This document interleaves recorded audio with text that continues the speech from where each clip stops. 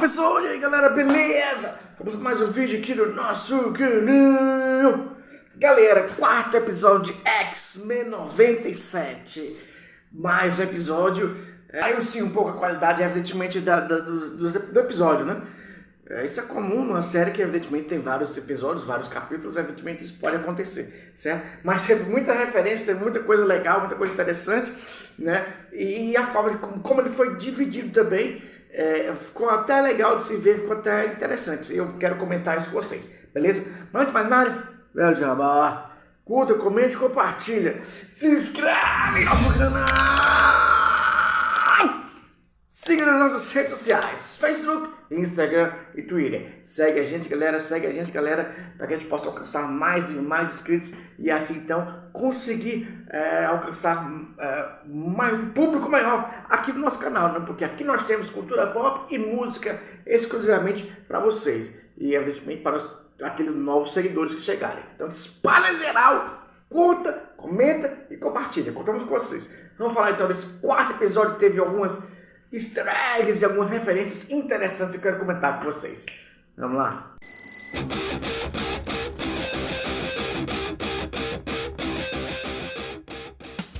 É isso aí, galera. Então esse episódio, ele é aquilo que a gente chama, falar na cultura anime, né, na cultura japonesa, é mais um filler, na verdade. Tem aquele tipo de história que não tem muito a ver com a trama principal, o desenrolar principal da história, da temporada, né, do que acontece, da história que está sendo contada, né? Mas foi até legal, foi até interessante de se ver. Como eu disse, ele teve uma particularidade, que ele foi basicamente dividido em duas partes, né? O mesmo episódio. Vamos falar da primeira. A primeira, no título, quando eu vi Motendo, eu quase não entendi essa referência. Mas evidentemente, com o decorrer do episódio, foi mostrado que o Jubileu estava completando 18 anos, né? Em detalhe que o Roberto, né, já está muito presente na mansão, né? Realmente parece que ele ficou, como diz o jovem, quase um crush, né, da Jubileu.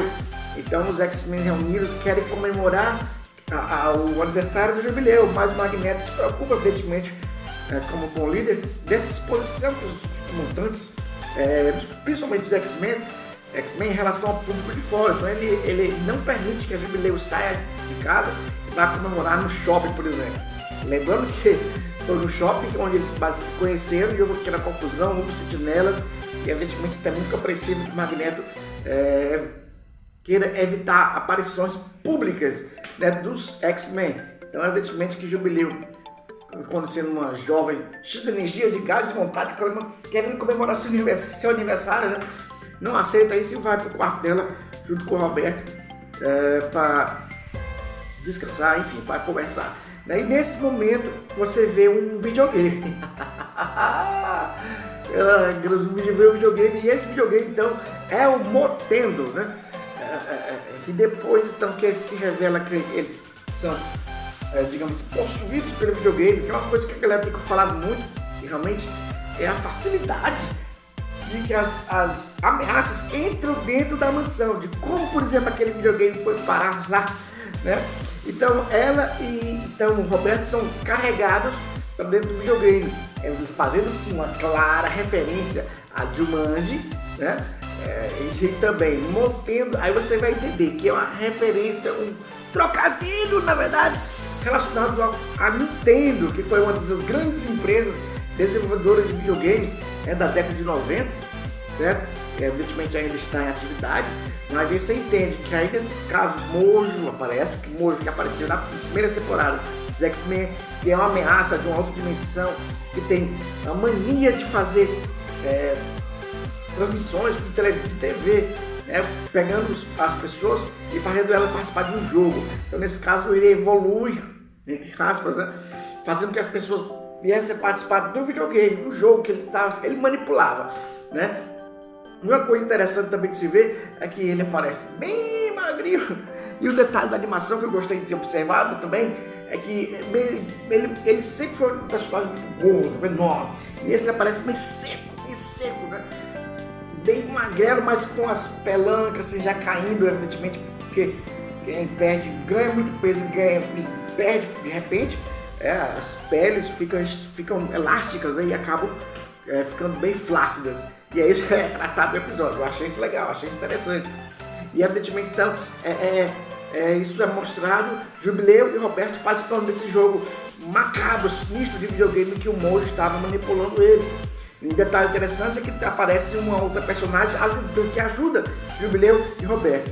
Então eles passam por várias cenas, vários momentos dos X-Men das temporadas passadas, representando legal, eu achei bastante legal também a animação referente aos pixels, né?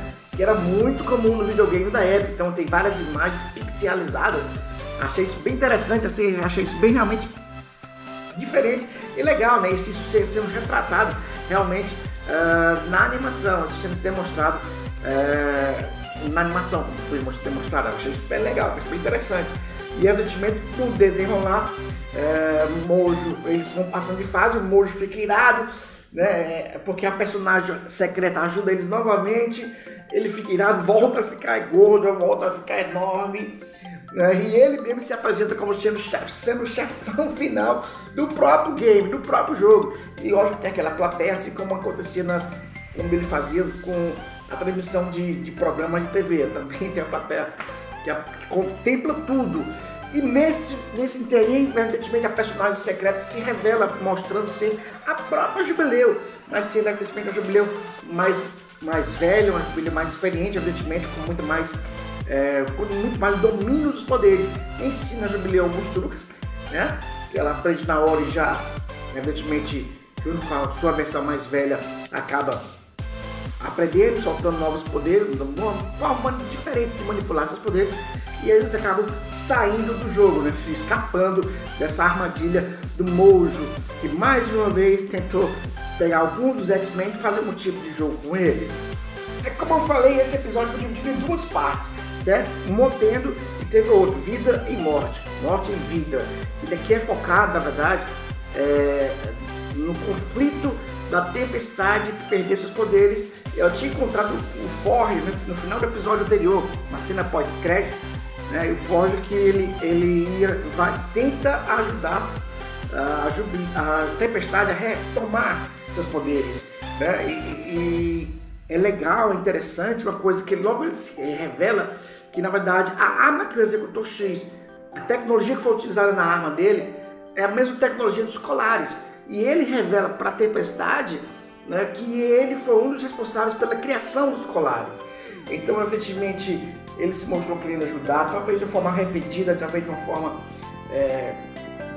realmente, né, de arrependido de ter participado do projeto do governo de construir essas algemas que eles colocam no pescoço, que anulam os poderes mutantes, que foi responsável por tirar os poderes da Tempestade. Então ele tenta ajudar a Tempestade a recuperar os seus poderes, né? Mas quando ele fala para ela que ele é responsável pela de certa forma, pela criação dos Colares, ela fica irada com ele, né? Ele tenta até se aproximar, se desculpar, mostrar que realmente está arrependido, que abandonou completamente o projeto, mas Tempestade não aceita isso. E no final do episódio, a gente vê algumas cenas acontecendo como se fossem realmente ataques mentais. Não fica muito bem claro, muito bem explicado, muito bem nítido se aquilo que estava acontecendo com ela e com o Ford, se aquela entidade que apareceu no final é real ou se é algo da cabeça dela, se é algum tipo de pensamento. Isso ficou então para ser revelado no próximo episódio. Então esse episódio, como eu falei, foi dividido em duas partes. Esse é Vida, Morte em Vida, parte 1. Com certeza vai continuar no próximo episódio, Morte em Vida, parte 2. É isso aí, galera. Então realmente não foi aquele baita episódio massa, legal, com muita ação, que como a gente ficou acostumado a ver, né, nos episódios anteriores. Mas divertiu. Evidentemente X-Men vai com certeza evoluir cada vez mais, e eu não tenho dúvida nenhuma de que terá um final apoteótico, um gancho para as próximas temporadas. Não tenho dúvida que terão próximas temporadas, porque é um sucesso. Se é sucesso, se dá din-din, então as empresas, no caso a Disney, com certeza vai explorar esse universo, beleza? Quero ouvir a opinião de vocês. Comenta aqui embaixo, comenta o que você achou desse episódio, quais foram os pontos altos e baixos, Comenta, galera, isso é importante. Compartilha, se inscreve, galera, isso é muito importante.